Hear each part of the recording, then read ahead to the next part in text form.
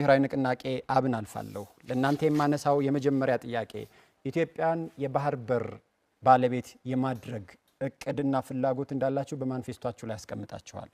በምን አይነት መንገድና ከየት አምጥታችሁ ነው ኢትዮጵያን የባህር በር የምታደርጓት? እንግዲህ መጀመሪያ መነሻችን ቀደም እንዳልኩት ከታሪክ ዝንፈት ይነሳል። ቀደም ካሉት ስርዓቶች የፈጠሩትን ጉድለቶች ከማረምም ላይ የሚንተራስ ይሆናል ማለት ነው። ይሄ ማለት ከ83 ወዲህ በህግ ያገኘነውን የባህር በርና ታሪካዊ መብታችንን ያሳጣ ስርዓት ተገንብቶ ስለነበር ያንን በትግል አስወግደናል። ስለዚህ በትግል አስወግደናል ሲባል ደግሞ ያ ስርዓት ያዛነፈውን ያነበረውን በህግና በፖለቲካ መርህ የጻፈውን ገርሰሰናል ማለት ነው። የባህር በር እንዳናገኝ የሚያስችለውን ማለት ነው። ስለዚህ የነበረው ስርዓት መገርሰስ የባህር በር እንድታገኙ ያስችላችኋል። አንደኛው ምዕራፍ እሱ ነው የሚሆነው ማለት ነው። ያ ምዕራፍ ተጠናቋል ብላችሁ ታስባላችሁ? ስላልተጠናቀቀ ነው ወደፊት በማኒፌስቶአችን ላይ ያስቀምጠን ልንሰራበት የምንሄደው እንጂ የዛ ነገሮች መደላደልን አንድ ጀምረናል ብለን እናምናለን።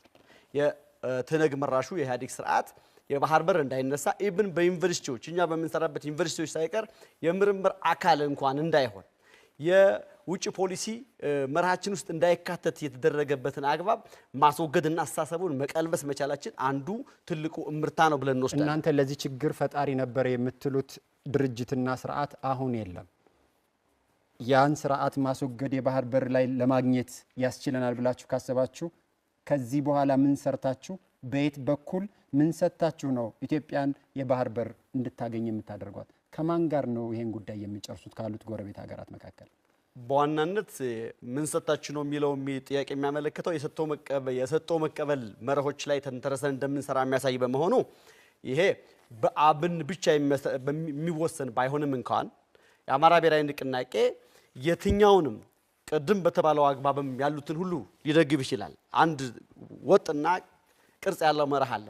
የኢትዮጵያን ብሔራዊ ጥቅምና መሰል ጉዳዮችን ገቢራዊ ለማድረግ ከየትኛውም ኃይል ጋር ተሰልፎ የሚሰራ ነው የሚሆነው ማለት ነው የአማራ ብሔራዊ ንቅናቄ።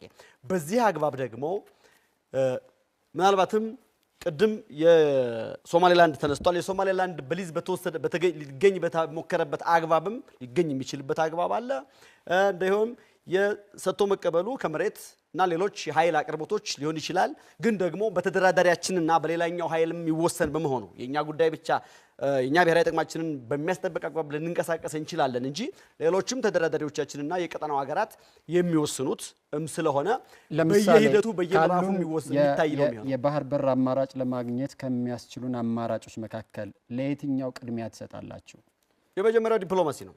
አማራጭ የዲፕሎማሲ አማራጩን አይደለም ካሉን አማራጮች በኤርትራ በኩል ለማግኘት፣ በሱዳን በኩል ለማግኘት፣ በኬንያ በኩል ለማግኘት፣ በሶማሌ በኩል ለማግኘት ለየትኛው ቅድሚያ ትሰጣላችሁ? በመጀመሪያ ደረጃ ባለፉት ተካታይ መግለጫዎችና የድርጅታዊ አቋሞቻችን የአሰብንና የቀይ ባህርን በአሰብ በኩል የቀይ ባህርን ያጣነበት መንገድ ከጥያቄ ውስጥ የሚወድቅ ነው ብለን አቋም ይዘናል። ካሁን በፊት አሰብ ላይ ያላችሁ አቋም ምንድን ነው?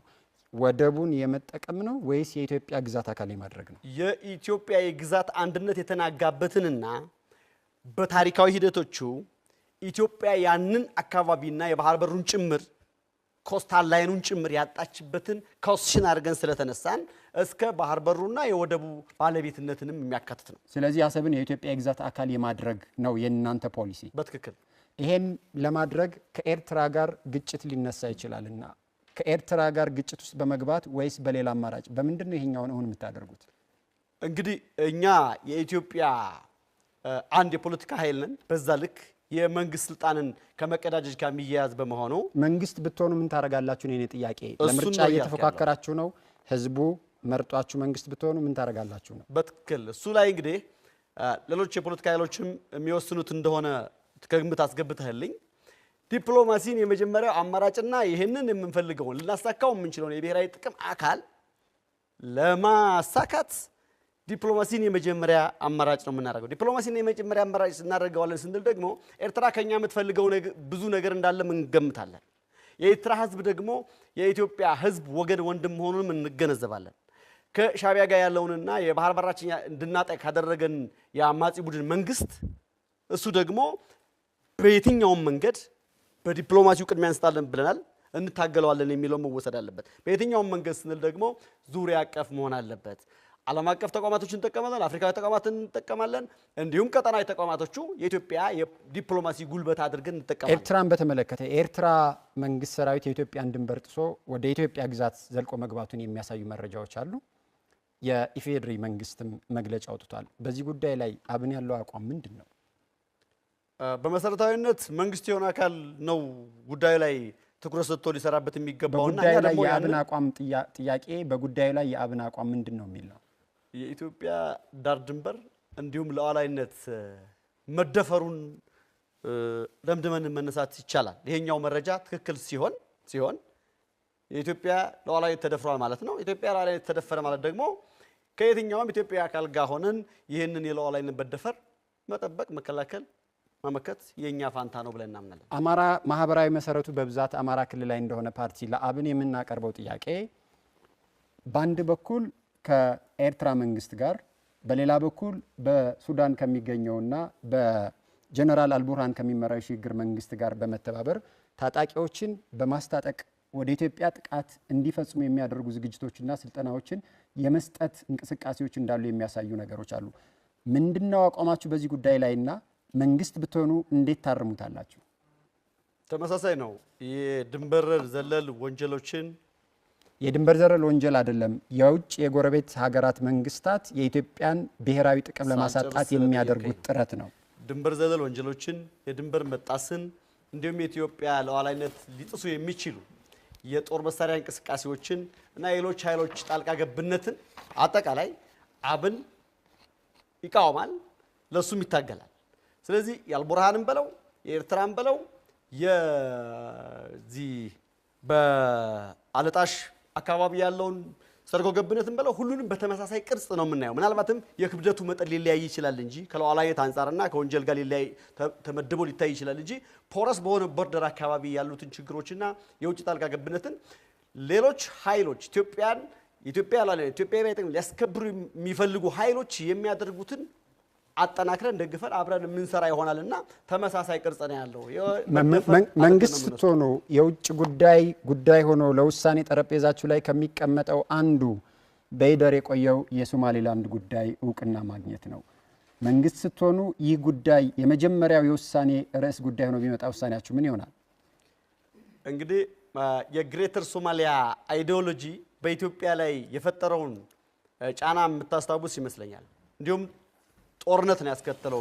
ኢትዮጵያ ተዳከመች በተብሎ በታሰበበት ጊዜ አብዮተኛው እርስ በርሱ በተራገጠ ዘመን ላይ የታላቋ ሶማሊያ ሬደንቲዝም አይዲዮሎጂ ኢትዮጵያ ላይ ያመጣውን ጣጣ የምንገነዘብ በመሆናችን ለጊዜው ቀጥታ ተጋፋጭነት ባይኖረንም እንኳ ከዛ ጉዳይ ጋር ያንን የሶማሊላንድ እውቅና ማግኘት እንደ በጎ መታየት የሚችል ነው። የእናንተ መንግስት ውሳኔ ምን ይሆናል?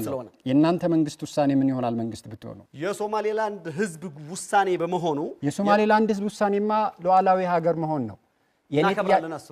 ስለዚህ እውቅና ትሰጣላችሁ? ኦፍ ኮርስ ለህዝቡ ፍላጎት እውቅና መስጠት የኛ ፋንታ ነው።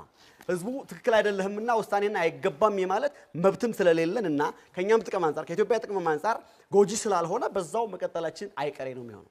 የግብጽ የተለያዩ አማራጮችና ሁኔታዎችን በመፍጠር ኢትዮጵያን የከበባ ቀለበት ውስጥ የመክተትና ተፈጥሯዊ ሀብቷን እንዳትጠቀም የማድረግ እንቅስቃሴዎችን እያደረገች ያለች ሀገር ናት። አብን መንግስት ቢሆን ይሄኛውን እንቅስቃሴና የከበባ ፍላጎት በምን ያስታግሰዋል? እንዴት ይሰብረዋል?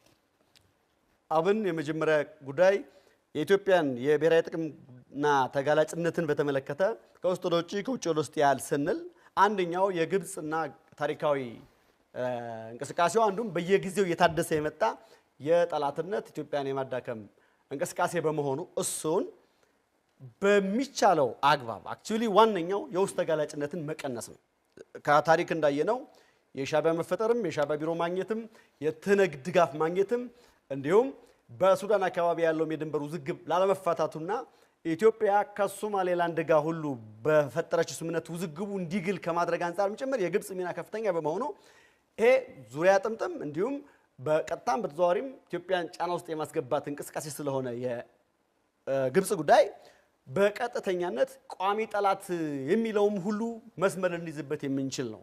ቋሚ ጠላት የለም፣ ቋሚ ወዳጅ የለም የሚለው መርህ የማይሰራው ቋሚ ፍላጎት በሌለበት ጊዜ ነው። ቋሚ የጠላትነት ፍላጎትና ቋሚ የኢኮኖሚ ወይ ደግሞ የፖለቲካል ፍላጎት እስካለ ድረስ ቋሚ ጠላት የሚኖርበት እድልም ስላለ በዛ ቅርጽ ግብጽ የታሪካዊ ከዚሁ ጥያቄ ጋር የተያያዘ ታጣቂዎች የኢትዮጵያ ታሪካዊ ጠላት ከሚባሉት ሀገራት ጋር በመተባበርና ተልዕኮ በመውሰድ በተለያዩ ሁኔታዎችና አማራጮች ጥቃት ይፈጽማሉ። አሁን ተፎካካሪ የፖለቲካ ፓርቲ ሆናችሁ የውጭ ኃይል በኢትዮጵያ የኢትዮጵያ ሉዓላዊ ድንበርን ጥሶ ጥቃት ወይም ትንኮሳ ቢፈጽም አቋማችሁና አስተላለፋችሁ ምን ይሆናል?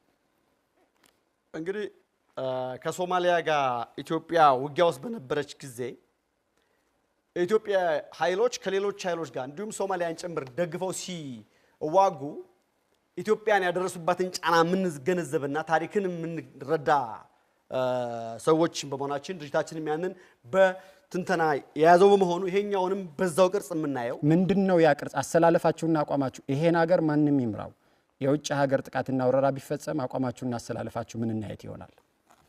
ቅድም ካልኩት አይለይም። ማንኛውም ኃይል ኢትዮጵያን እየመራ በኢትዮጵያ ሉዓላዊነትና በብሔራዊ ጥቅም ላይ የሚቆምርም ሆነ ቀጥተኛ ጫና የሚያደርስም ከሆነ ሌላም ሴራ ፖለቲካ የሚያራምድ አካልን የምንቃወም የምንታገል ነን የሚለውን ውሰድልኝ። አመሰግናለሁ። ደቂቃችንም ተጠናቋል። ነፃነትና እኩልነት ወደ እናንተ ጥያቄ አልፋለሁ። ዶክተር አብዱል ቃድር